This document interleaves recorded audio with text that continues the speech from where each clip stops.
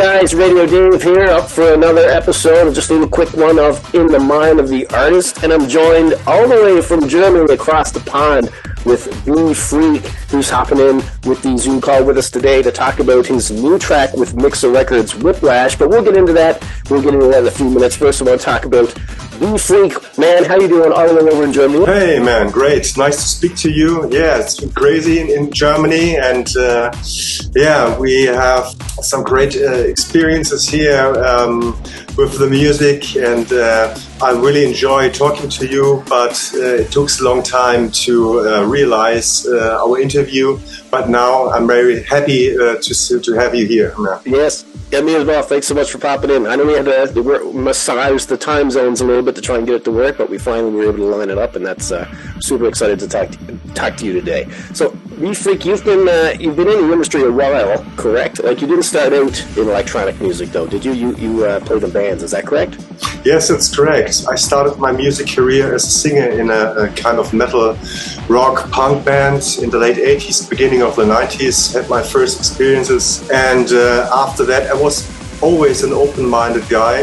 I have a bigger record collection, about 5,000 vinyls and 5,000 CDs. It's influenced by so many styles, from metal, punk, hardcore, industrial, EBM, house music, funk, soul, and breakbeats. Yeah. I was every time an open-minded guy, and I've been influenced by so many styles, and I try to do my own thing. All that styles kind of have had an influence on my sound. So first up, I started at the end of the 90s producing breakbeats. Had my first release in 2001 on a London-based label called Phreak. And after that, it's going very well. Meanwhile, I had releases on the most well-known record labels in breakbeat everywhere around the world. I was playing DJ shows from Spain, London, Moscow, everywhere, and spread the German breakbeat sound to the world. Nice. And after that, I started producing, it's nearly 10 years ago, some kind of electro house, bass house, stuff like that, and tech house. Playing also different DJ gigs. Sometimes I combine all the styles together to build up. When I have bigger gigs, I try to do a widespread sound, and that makes it interesting for the people. If they don't know what the styles are and you hear the music, they're enjoying it. It doesn't matter how did you call it. And I used to play different styles at one evening if I play a longer set. Otherwise, I can also play only breakbeat sets or bass house, tech house sets. That's good. That shows your versatility as an artist, I think. Definitely people they don't know what to expect when they come to a B-PHREAK show. You could be in breaks, you could be in electro, you could be in bass house, whatever you're feeling in the moment. That'll really take them on a real journey, I think. So you're saying you got your start in metal and punk, and I think you can definitely hear that in your songs, like even just Whiplash, like there's very aggressive synths and stuff in that. So did you carry that all the way from your metal roots? Yes, I wanted to do a kind of combination of deeper and harder house elements. Yeah. And during the break, you are drawn in kind of hypnotic vibe. And after the drop comes, it develops into a heavy dance floor banger. Yeah. So people, when you play out the track, getting really surprised. It builds up. It's kind of a hypnotic vibe, and you didn't expect it. And after that, boom, after the drop, the harder kicking sound comes in, and people go like, that's what I want to do. Combination of these styles, a more deeper hypnotic with some kind of electro bass house style, harder style, but still that it works on the dance floor. It's not too hard. So a good combination of that. That's right. You got to have a balance. Yes. No, that's good. So this is your first release with Mixa, correct? Yes, it is. And hopefully they're coming soon, some others. Yeah, there's definitely going to be some. I'm working on it. Beautiful. So what are some other tracks that people might know you for that aren't necessarily on Mixa? Well, there are many. Breakbeat labels, the most well-known are Against the Grain, Punks, 1111, Hotcakes, and Ravestar, well-known international labels. And on house labels, it's Plasma Pool, Bomb Ass House, Toast and Jam, and Gangster House. Oh man, so you're all over the place. Yes, many stuff. I guess it's part of the benefit of being so versatile with different genres too. You're not so nailed down to just a couple labels. You go wherever you want. Yeah. The most labels are different. If on the sounds, with my sound, I'm very widespread. Yeah, I try to do not doing the same formula all the time. Yeah. I'm experimenting with different styles, with different music that influence me at the moment, records that I hear, stuff like that, and trying out new things. I don't always want to do the same stuff, so I have, for the different kind of tracks, my special labels where I send the music to. Nice. So when you sit down in your studio, do you have a genre in mind that you're going for, or do you just kind of see what happens and feel it out as you go? It's kind of a flow, a feeling, inspiration. Right now I'm feeling, I think, a bit more the bass house sounds, because there are so much really, really good producers out there and music I like. And the problem, I think, with the breakbeat scene is they're all caught in a kind of trap. Everything sounds like the same. No experimenting with the sound. It's always one level. I see it's not going forward. And there are not so many producers and stuff that influence me at the moment. So I think I'm more influenced by bass house sound at the moment. Yeah, I gotcha. Well, so for your sound in particular, what are some inspirations that kind of guide you? How did you make the jump from metal and punk to electronic music? What's the story there?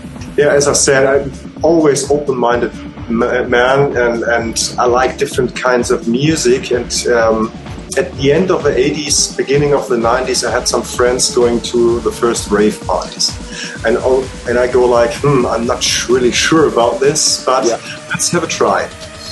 And for me, it was totally different worlds.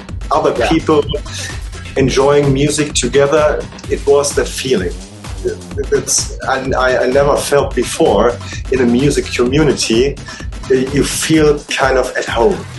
Yeah. And the sound was new, the sound was fresh. It was a kind of Woodstock feeling.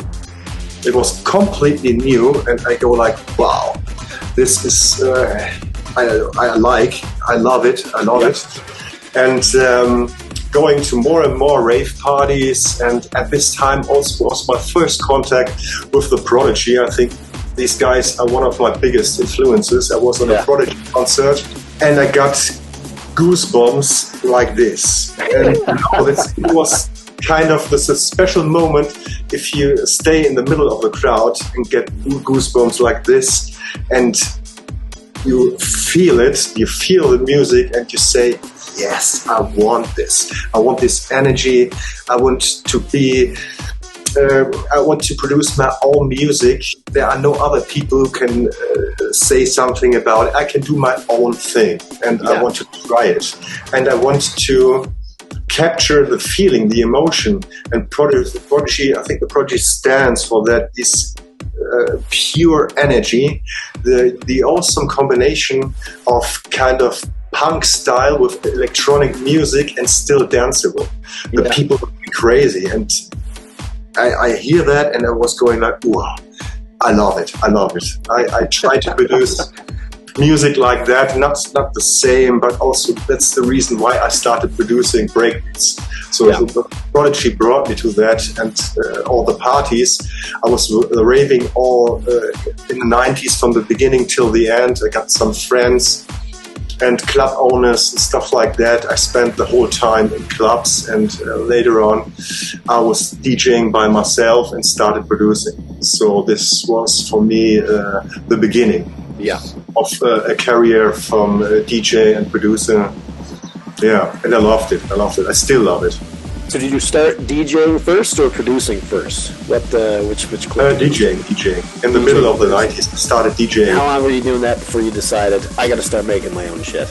I had a friend of mine, and he was a very, very good producer, and he had a main influence on me, and I always was looking up for him and his production style, and I go like, can you teach me that? Yeah. And so I come to his studio, and he teaches me how to produce. I learned the first steps and bought some equipment first, and he helped me, and he was at this time one of the best producers I know. And he was teaching me all the different stuff I need to know, and so for me it was the entrance into the electronic music scene. So the equipment back then would have been a lot more analog then?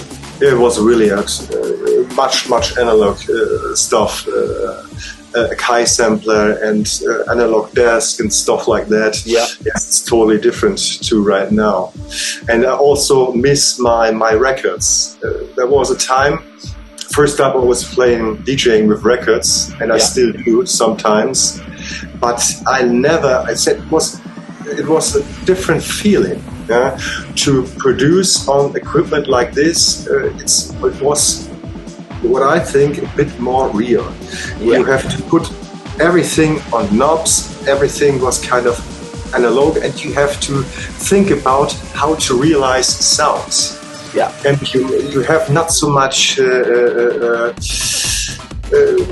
stuff, equipment, technology like today. And so you have to think about, if you want to build up the sound, you have to think about it, how can I do it? I only have this and this channels, and I have this equipment. You work with resampling, stuff like that, and it was harder, but you were more into it. The same stuff on the producing side was with DJing. If I have my vinyls, I see the cover artwork. I know what I want to play. I see the records, and you got something physical. You got something in your hands. For sure. And until today, I'm not really. I got everything on my USB stick, but I'm not so happy like in the past when you have the records, you see it, you got something physical in your hands, and I love that. Much more tangible. It was great. It was back in the days, and I loved it to get my records and playing out with vinyl. It was such a great time.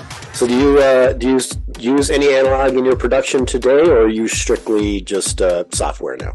I think right now it's more software. I got my Access Virus. I got the Roland GP8000s. Nice.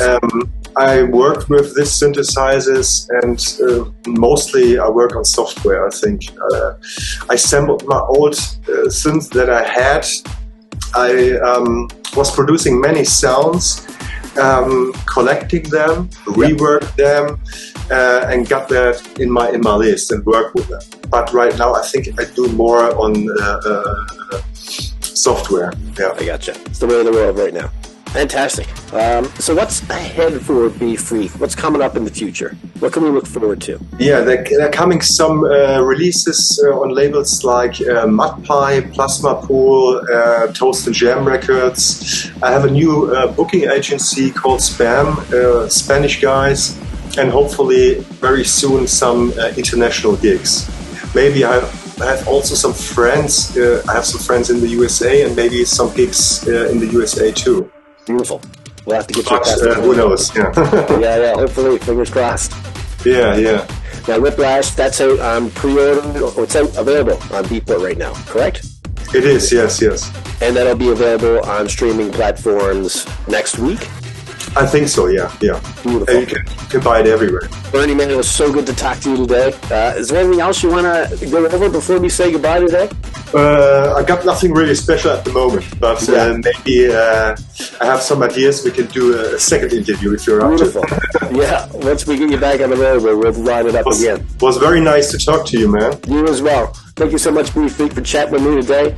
Thanks so much for you guys tuning in. Radio Dave, B-PHREAK, Mind of the Artist. Make sure you grab Whiplash, available on Beatport now, and stream the shit out of it once it hits stores on Friday. Thanks so much. Thanks a lot, man.